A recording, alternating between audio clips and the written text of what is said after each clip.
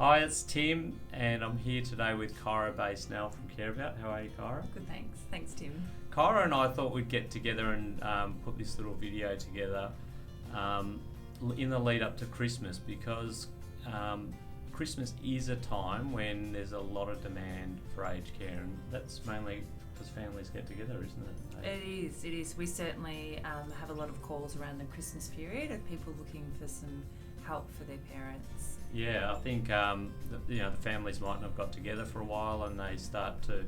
Maybe that's the first time they've got together and noticed some major changes in needs, or even they haven't really been together for a long time. So we thought we'd put together 3 quick steps. It can be a daunting time. So what are the 3 quick things that you might be able to do to get started? So the first one, Kyra, which I really like, is your tip to have a conversation.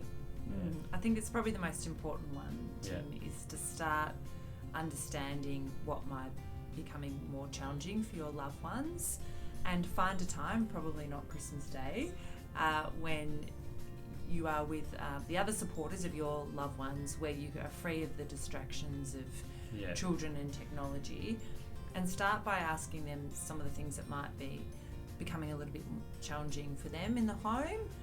And you can think about things like gardening, home maintenance, meals. These are really common issues for some people. Another really common one is people finding it difficult to change their bed linen. So the tricky fitted sheet becomes really difficult. And there's sorts of things that government supports can assist with. I think, and I'd imagine our next step is to start early, but I would imagine that that's really important, because if you're flailing in those areas, then that starts to build on each other, doesn't it?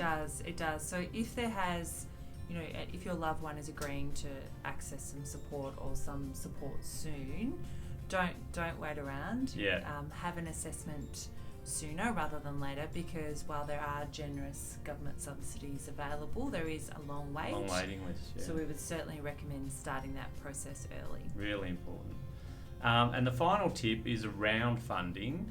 Kyra, Care About deal with this a lot, so you've got some great tips on that. Well, we do. There are 2 main forms of government funding, and there's one of them that you want to be with, because that form of government funding will go with you as your needs change. And that's the future of how aged care operates within Australia. So you want to make sure that you're in the right one, and we've talked about that before in previous videos. And we can guide people through that. And we've got some links to make sure you get the right information there.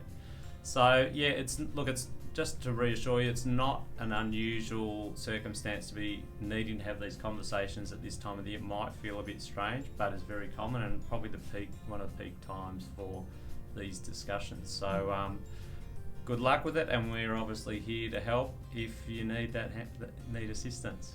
Thanks, Kyra. Thanks, Tim. See you. Bye.